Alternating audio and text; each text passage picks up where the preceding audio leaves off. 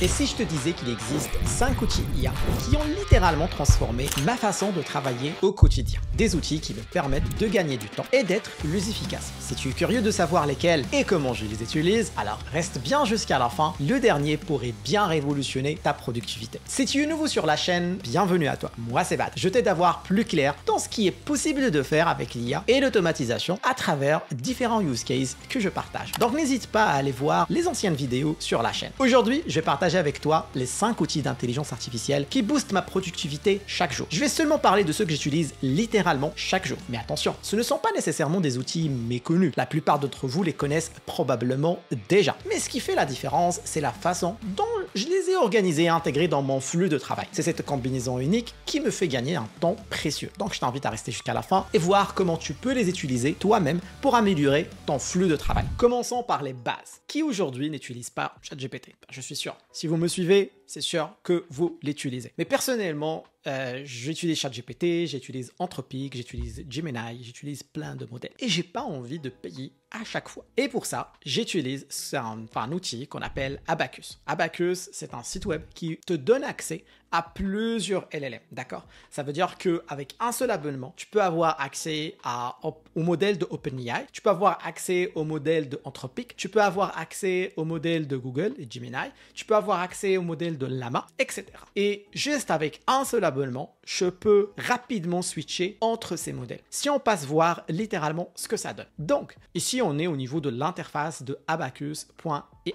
Avec seulement 10 $, je paye 10 $ et le premier mois, il est gratuit. Enfin, il est gratuit. Ça veut dire qu'on paye 10 $ et on a un mois gratuit. Donc, avec 10, on a 2 mois. Et à travers d'ici, j'ai l'ensemble des modèles. Ça veut dire que j'ai accès à GPT-4 Omni, Claude Sonnet 3.5, Root LLM, qui est un peu un modèle qui permet lui-même de choisir quel LLM il va utiliser pour faire la réponse, Search LLM. Enfin, il y a plusieurs modèles qui sont ici. Même les O1 Preview et les O1 Mini, les derniers de OpenAI.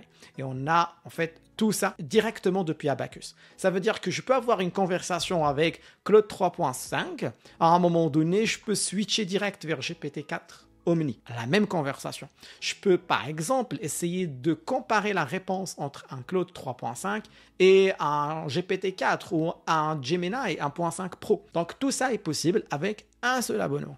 Et je peux directement à partir d'ici venir, je peux générer des images, je peux générer du code, je peux générer des présentations, etc. Et tout ça avec un seul abonnement. Avec Abacus, je ne me casse pas vraiment la tête à aller d'un site web à un autre. J'ai toutes les conversations dans un seul endroit. Il y a d'autres outils comme Abacus, pour ne pas citer Po, par exemple. Mais voilà, donc ça vous permet un peu d'avoir une idée comment avoir accès à plusieurs modèles directement avec un seul abonnement et depuis une seule fenêtre. On passe à la suite. Maintenant qu'on a accès à des LLM, il faut communiquer avec eux. Et pour communiquer avec LLM, quoi de mieux qu'un bon prompt? Bien sûr, on n'a pas tous une formation de prompt engineering et qu'on connaît bien les ficelles de prompting et écrire un bon prompt. Parce que quand même, pour avoir un très bon résultat dans un LLM, il faut quand même écrire un bon prompt. On ne va pas faire donne-moi X ou donne-moi Y. Okay? Pour écrire un bon prompt, moi, je me fais aider par Console Anthropic. Console Anthropic, au niveau du dashboard, on a un outil qui s'appelle Generate a Prompt. Il faut, juste pour le souligner,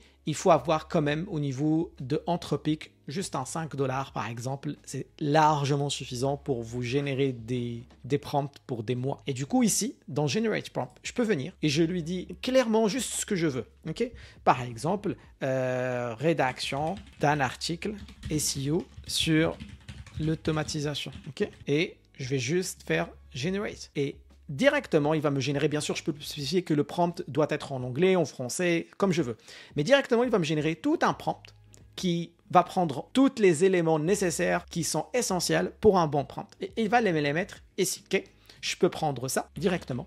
Je fais un copier. Je peux venir dans mon Abacus. Je fais un new chat. Et ici, je choisis le modèle que je veux. Je peux rester sur un Claude 3.5 Sonnet. Je peux faire un coller et venir ici, changer les variables parce que bien sûr, il m'a donné les mots-clés, les variables ici. Tout ce qui est entre les brackets là, le sujet, je dois donner un sujet ici, je dois donner des mots-clés ici, et après en fait lui il va me générer mon article. Et voici un exemple de comment, juste rapidement à travers un outil qui est très très simple et très très accessible, générer des prompts d'une qualité vraiment supérieure. Après, je vous conseille d'avoir une bibliothèque de prompts où vous notez vos prompts les plus réussis par sujet, par native, etc. Vous pouvez revenir sur ces prompts-là dans le futur quand vous avez besoin de commencer une nouvelle conversation. Voici. Donc là, on a terminé avec cet outil. On passe au suivant. Maintenant, avec une combinaison LLM et prompt, on est prêt à aller plus loin et à générer du contenu. Mais pour générer du contenu, aller plus loin, on a besoin d'être informé, on a besoin d'être au courant de ce qui se passe, des news, des nouveautés, etc. Et pour être au courant de tout ce qui se passe autour de nous, de ce qui sort, bien sûr, ça va tellement vite qu'on n'arrive plus à suivre, mais quand même, faut essayer. Moi, j'utilise un outil Feedly. Feedly, c'est un ancien outil qui existait déjà, mais ils ont introduit des fonctionnalités d'IA. Okay, je n'utilise pas forcément aujourd'hui toutes les fonctionnalités AI parce que ça me suffit, mais ça peut vous intéresser. Mais Feedly, je l'ouvre chaque jour pour essayer de voir un peu ce qui se passe autour de moi sur les domaines qui m'intéressent. D'accord? En gros, je m'abonne un peu à des flux RSS, à des newsletters et je gère le tout à ce niveau-là. Je peux sauvegarder mes articles pour une lecture antérieure, je peux les taguer, je peux surligner un peu des passages, je peux faire tout au niveau de Feedly. Comme ça, je reste informé des dernières news. Parfois, j'ai besoin d'aller plus loin, de trouver des dernières statistiques sur un sujet, sur un domaine, ou d'avoir des news récentes auxquelles j'ai pas pu avoir accès avec mes flux RSS. Et là, j'utilise plus Google, j'utilise Perplexity. Tout le monde connaît Perplexity. J'utilise pas la version pro, j'utilise la version gratuite. Et franchement, par exemple, je vous donne une recherche simple que des fois j'utilise. C'est un exemple. Donne-moi les dernières statistiques sur l'automatisation et le no-code. Par exemple, j'ai besoin de ça pour une présentation ou pour quelque chose. Je vais aller chercher ces informations directement sur Perplexity. Et le plus important, c'est que des fois, il vous propose, par exemple, je vais faire cette recherche et on va voir. C'est des sujets, l'ensemble des sujets ou des questions qui sont reliées à la première question. Related. Ici, moi, j'ai posé la question par rapport aux statistiques sur l'automatisation, le no-code en 2024. Et là, il me dit, ça se peut que tu te poses la question, quels sont les principaux avantages des outils no-code pour les entreprises en 2024? Et avec ça, je peux partir d'une idée et je me retrouve à la fin à chercher quelque chose qui était lié au début, mais on est parti tellement loin que c'est devenu un peu dans un autre domaine. Mais ce qui est aussi intéressant, c'est que quand il te donne une réponse, il te donne la source, l'article qui cite un peu ce qu'il est en train de dire. Et avec ça, je peux aller chercher un peu sur Internet d'une façon condensée. Au lieu d'avoir une recherche Google, d'ouvrir page par page, chercher, cliquer. Avec ça, j'ai tous les résultats live, direct. C'est simple, c'est efficace et ça économise du temps. J'ai gardé le meilleur pour la fin. Est-ce que ça t'arrive pas des fois de te dire, si j'étais seulement un développeur et je connaissais un peu faire du code, je pouvais créer ce site web, cette application mobile, cette application web, et par la suite de se dire, non, c'est compliqué le dev, le technique, je vais aller vers du no-code, etc. Mais non, ça coûte cher, je peux pas. Voilà, aujourd'hui, plus d'excuses. Avec un peu de persévérance et un peu de lecture, on peut arriver à créer complètement des sites web, des web apps from scratch. Je vais vous montrer un peu très très sommairement, mais vraiment très sommairement, mais ça vous donnera une idée. Là, je suis sur VS Code, ok. Pour ceux qui ne connaissent pas, c'est un éditeur de code. Et là, je vais vous montrer une extension qui s'ajoute. Enfin, si vous connaissez Cursor. Cursor, un peu tout le monde en parle. Si vous êtes technique, un peu tout le monde en parle ces derniers temps. Cursor, c'est un éditeur logiciel qui se base sur l'IA qui permet de développer. Mais c'est un abonnement à $20 par mois. Là, c'est une méthode un peu gratuite. Enfin, gratuite, on paye juste le LLM. Donc, on va aller sur un plugin qui s'appelle Claude Dev. Et au niveau de Claude Dev, on va faire quelque chose. Ok ? On va faire quelque chose. On va aller essayer de créer un dashboard. Je prends juste un prompt. Voilà, j'ai besoin de créer un dashboard statique que je vais remplir avec des données dynamiques. Après, le dashboard doit avoir 5 colonnes, société, mois compta, taxes, retenues, payées. J'ai manqué d'imagination, j'ai mis du n'importe quoi, mais vous allez comprendre. Je veux avoir des filtres sur les colonnes, société, un bouton, etc. etc. Je suis en train de faire ma liste de courses littéralement. Je fais entrer et j'attends. Et on va voir comment il va nous créer tout ça. Bien sûr, tout était vide. Moi, j'ai pas de projet là, j'ai rien. Donc, quand on était un peu sur la ligne, il n'y avait rien, il n'y avait pas de document, il n'y avait rien. Là, il va aller faire la demande au LLM. Moi, j'utilise ici Claude 3.5. Okay, il va aller regarder et il va nous développer tout ça. Voilà, donc là on arrive avec une page web très très simple. Il nous dit est-ce que tu veux que je crée cette page? Je lui dis bien sûr, oui, crée la page. Il me dit j'ai ce style CSS, est-ce que tu veux que je le crée? Oui, crée-le. Est-ce que j'ai un script JS que je dois créer? JavaScript, oui, crée-le. Voilà, donc là il a créé une page HTML, il a créé un style CSS et il a créé un script. Il me dit ok, je veux ouvrir la page HTML. D'accord, bon bah écoute, oui, tu peux l'ouvrir. Il va dire ok, open. Là. Donc là, on va essayer de l'ouvrir ici. Ben voilà, un petit dashboard avec un filtre, société A, société B, société C. Et là, je pense qu'on peut filtrer, bien sûr, avec le JavaScript. Tout est fait, le suivant, le précédent. Il a même mis des données un peu bizarres. On va essayer d'aller plus loin.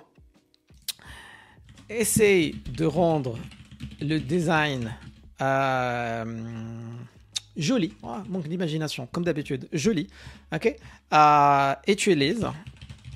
Utilise Bootstrap. Voilà, entrée. Très très simple. J'ai juste dit, essayer de rendre le design joli, mais tu vas utiliser un framework Bootstrap pour le rendre joli. Donc on va voir qu'est-ce qu'il va faire. Ok, donc là il a dit, j'ai fait quelques petites modifications, je fais save. Il a sauvegardé les modifications qu'il a utilisées. Il a ramené Bootstrap ici au niveau des links. Ok, parfait. Donc on va voir qu'est-ce qu'il va faire. Il a dit le style CSS, j'ai besoin de le modifier. Oui, tu peux le modifier, vas-y. Ok, parfait. Donc il est en train de poncer. On va attendre comment il va nous répondre. Parfait. Là, il me dit, j'ai besoin de faire quelques modifications au niveau du JavaScript. Oui, tu peux aller faire les... À chaque fois, il nous explique qu'est-ce qu'il est en train de faire. Ok, donc on est en train de suivre comment il fait les choses. Bon, ok, vas-y, tu peux lancer. Bon, voilà. Là, c'était le premier design. Là, on est sur le deuxième design. Ok. Voilà, donc là, c'est un peu plus joli. On a un petit bouton, le bleu, le shadowing, etc. Voilà, on a pu créer ce dashboard avec juste 2 lignes de commande. Et ça nous a coûté genre 0,18 $. C'est juste pour te donner une idée de qu'est-ce qu'on est capable de faire avec ce genre d'extension et que faire du code, ce n'est plus compliqué comme avant. Et voilà, ce sont les 5 outils IA qui, ensemble, forment le cœur de ma productivité quotidienne. Comme tu l'as vu, ce ne sont pas des outils nouveaux. La vraie magie réside dans la façon dont ils s'articulent les uns avec les autres. L'idée clé à retenir, c'est qu'il ne s'agit pas d'accumuler des dizaines d'outils différents. Il s'agit plutôt de trouver la bonne combinaison qui s'adapte à ton propre flux de travail et qui te permet d'aller plus vite et surtout efficacement. Pour moi, Abacus et Anthropic me permettent de tirer le meilleur des LLM. Feedly m'aide à rester informé sans perdre de temps. Perplexity accélère mes recherches quand j'ai besoin d'aller plus loin. Claude Dev sur VS Code me booste quand je passe à l'action en développement. Je t'encourage vraiment à expérimenter avec ces outils et à les adapter à ton propre workflow. La clé est de créer un écosystème fluide où chaque outil a sa place et son rôle précis dans ta routine quotidienne. Si tu utilises déjà certains de ces outils ou si tu as ta propre combinaison gagnante, partage ton expérience dans les commentaires. N'oublie pas de liker la vidéo si elle t'a aidé et abonne-toi à la chaîne si ce n'est pas déjà fait. Et sur ce, je te dis à la prochaine vidéo.